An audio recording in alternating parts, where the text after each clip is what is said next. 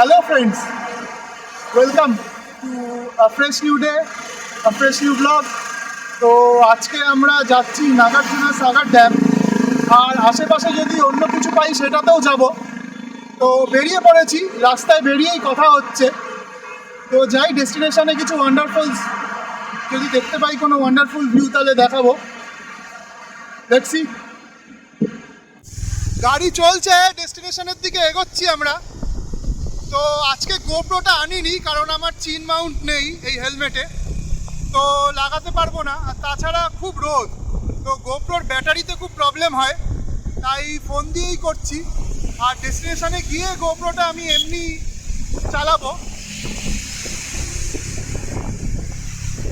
আর আজকে একটা নতুন অ্যাডিশন হয়েছে আমাদের ব্লগে, সেটা চাই সারপ্রাইজই থাকুক, গিয়ে দেখাচ্ছি।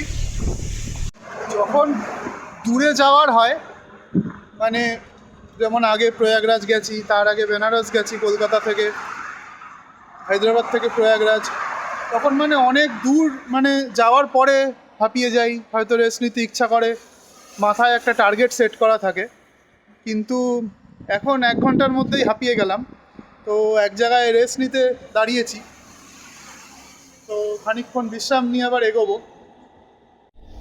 এই আমার বাহন, সেও রেস্ট নিচ্ছে কিন্তু রোদ্দুরে দাঁড়িয়ে। বেশি লাগেজ ক্যারি করছি না, যেহেতু ছোট্ট ট্রিপ।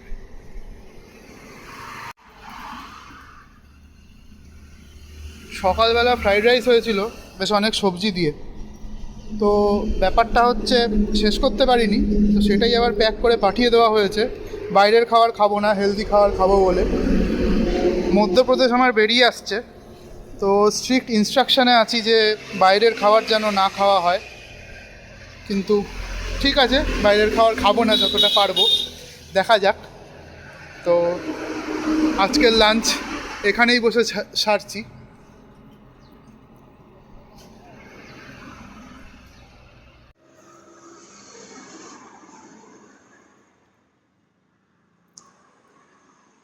বাইরে খুব গরম আছে, কিন্তু বোঝা যাচ্ছিল না, চালাচ্ছিলাম তো, যখন বসেছি তো বোঝা যাচ্ছে ব্যাপারটা। তাড়াতাড়ি উঠে পড়তে হবে, বেশিক্ষণ বসা যাবে না।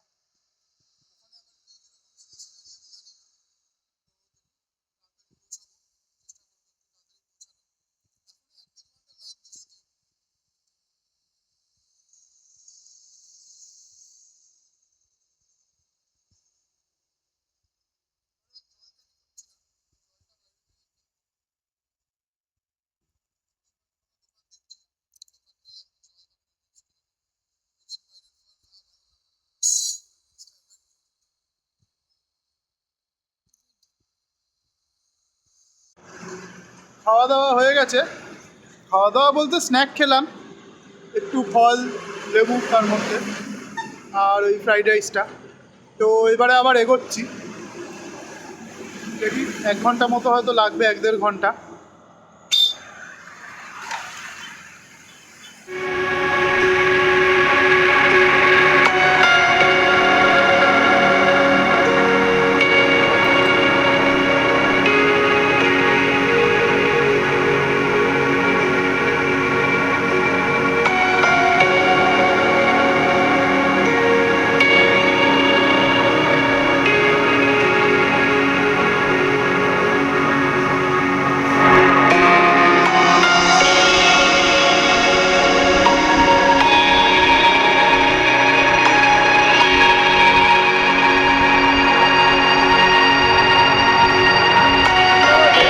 বা এই আশেপাশের জায়গায় যেতে যেতে অসংখ্য এরকম টিলা পড়ে, তো ওপরে সবগুলোরই কিছু মন্দির বা কিছু থাকে।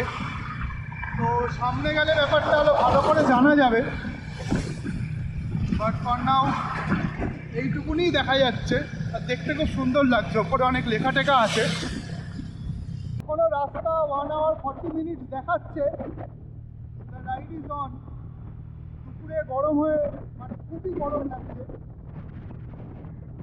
আর আরেকটা ব্যাপার হলো, বাঙালি মানুষ সময় মতো খাবার না পেলেও চলে না, তো যেতে যেতে খিদেও পেয়ে যাচ্ছে। দেখছি কোনো একটা জায়গায় দাঁড়িয়ে খেয়ে নেব।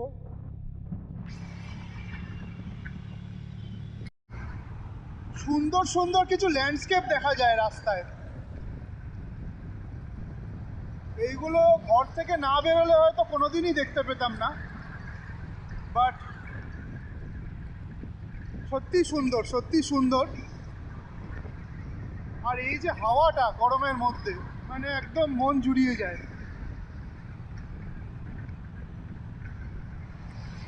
এখনো অনেকটাই রাস্তা বাকি, around 80 kilometre, so we are still rolling.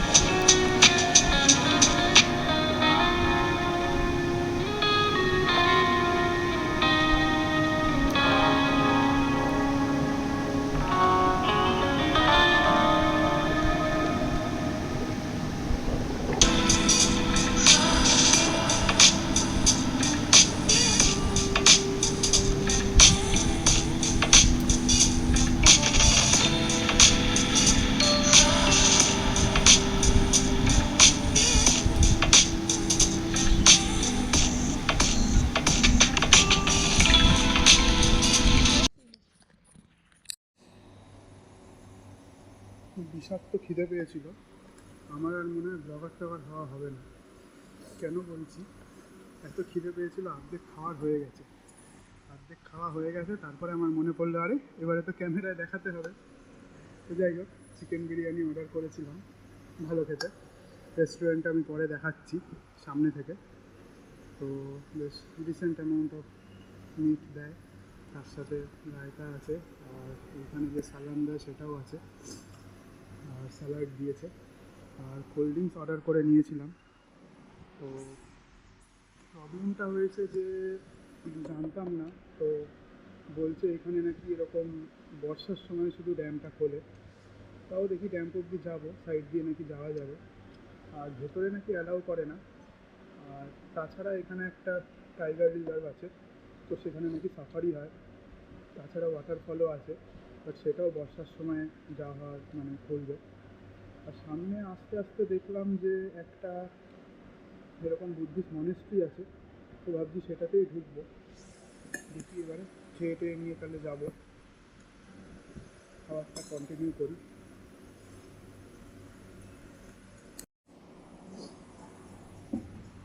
বাইরের খাবার খাবো না করছিলাম, কিন্তু এত খিদে পেয়ে গেছে, এত খিদে পেয়ে গেছে যে কী বলবো, না খেয়ে আর থাকা গেল না, তো খেয়ে ফেললাম। বেশ ভালোই লাগছে। খারাপ বলবো না। বাইরে বেরিয়ে হোটেলটা দেখাচ্ছি, তো তোমরা যদি এই এরিয়ায় আসো এই হোটেলটায় আসতে পারো। খাওয়া দাওয়া হয়ে গেছে, বেরোচ্ছি। তো এখানে এসে খেলাম, বিরিয়ানি খুব ভালোই ছিল। তো ঠিক ওই ড্যাম্পে যাওয়ার আগেই পড়ে, অলমোস্ট 2.6 কিলোমিটার আগে, মানে যখন 5 মিনিট বাকি আছে নাগার্জুনা সাগর ড্যাম্পে, যদি ম্যাপ দেখে আসো। রেস্টুরেন্টটার নাম হলো টাইগার ফ্যামিলি রেস্টুরেন্ট। এবারে আমরা ড্যাম্পের দিকে যাচ্ছি, দেখি কতটা যাওয়া যায়, কি দেখা যায়।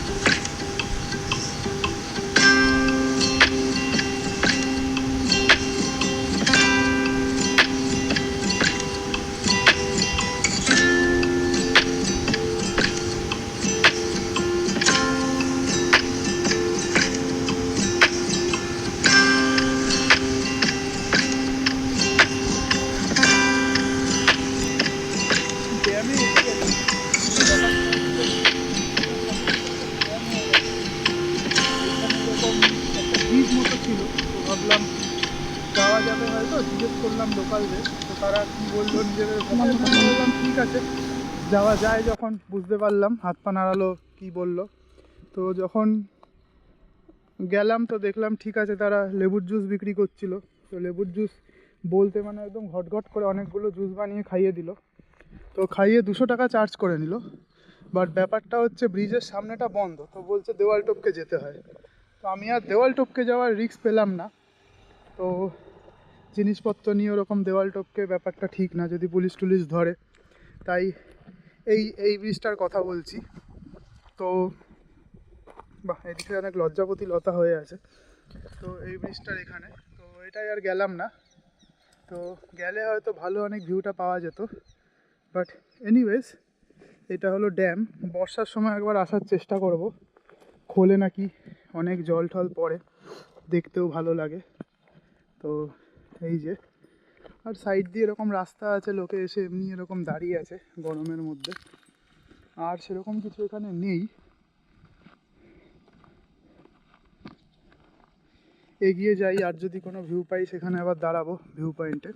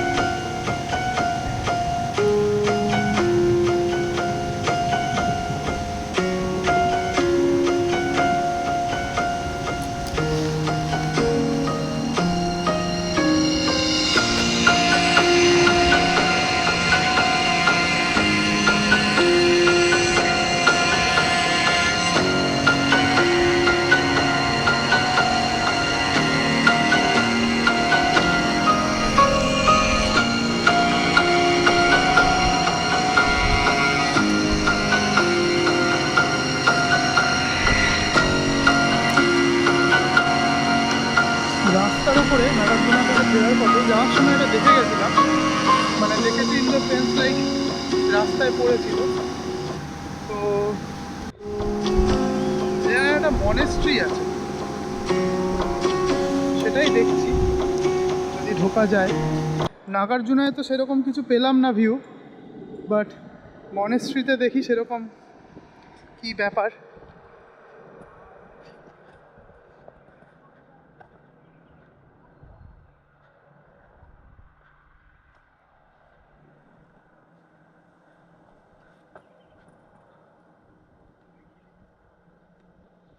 প্রত্যেকটা মনেস্ট্রি বলা যাক, টেম্পল বলা যাক, সব কিছুর মধ্যে একটা করে ইতিহাস আছে। তো জায়গাগুলোয় গেলে কিছু তো জানা যায়, কিছু সেরকম যদি কাউকে পাওয়া যায় তো অনেক কিছুই বোঝা যায় হয়তো। বাট এখানে তো পুরো ফাঁকা, তো ওই যেটা লেখা আছে সেটাই দেখলাম। ভেতরে যাই, কি ব্যাপারটা দেখা যাক।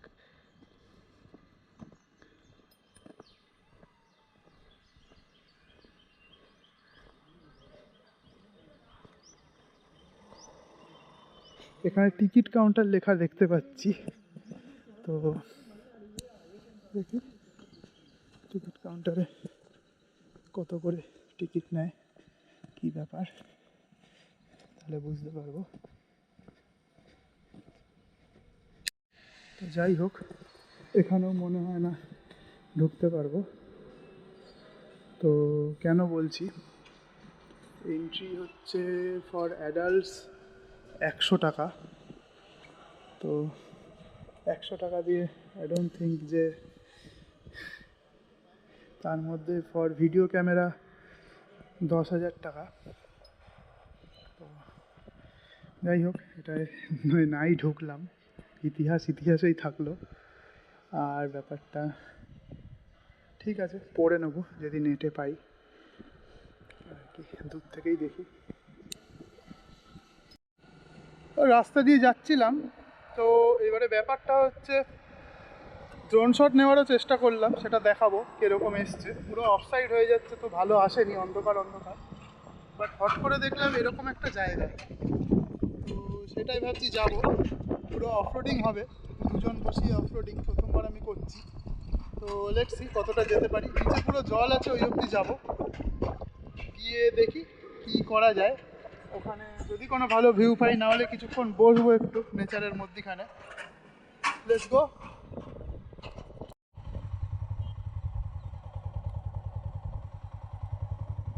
Offroading, here we go. 1, 2, 3.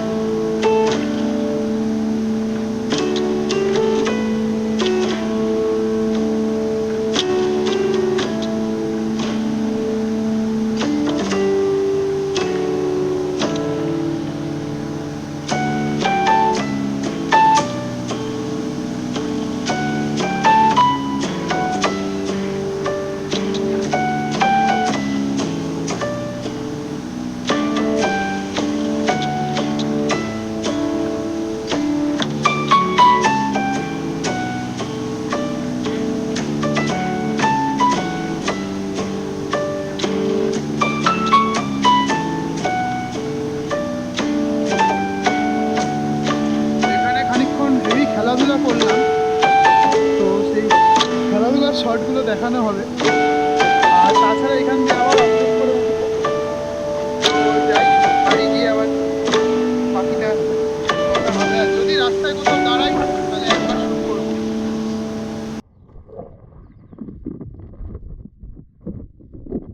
ড্যামে গিয়ে সেরকম মজা হয়নি, এই জায়গাটায় এসে যতটা হলো।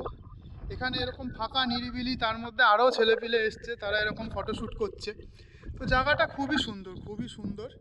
সকালে একটু গরম থাকে, বাট বিকেলের দিকে মানে হেভি সিনিক।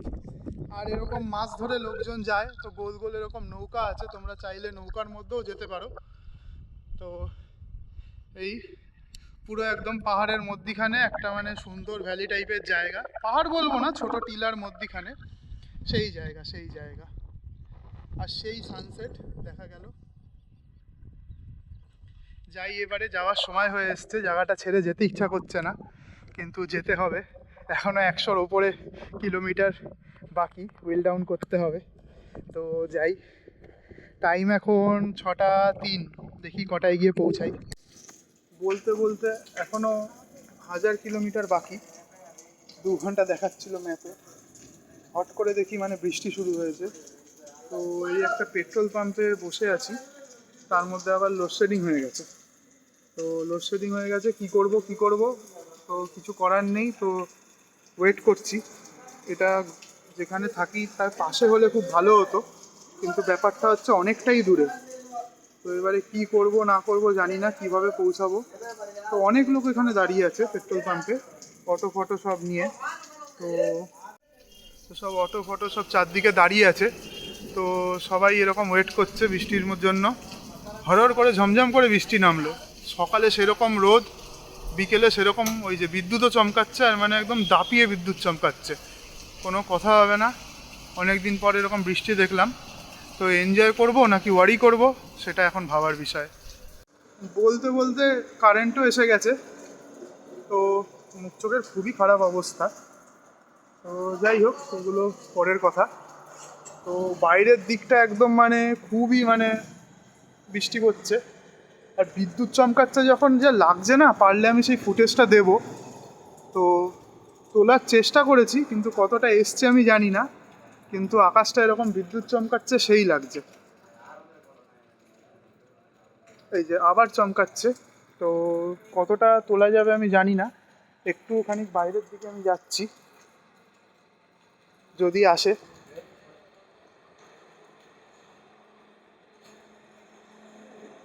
এইগুলোই মানে রাস্তায় নিয়ে সব কিছু লাইক বেরোলে একটা মজার বিষয়।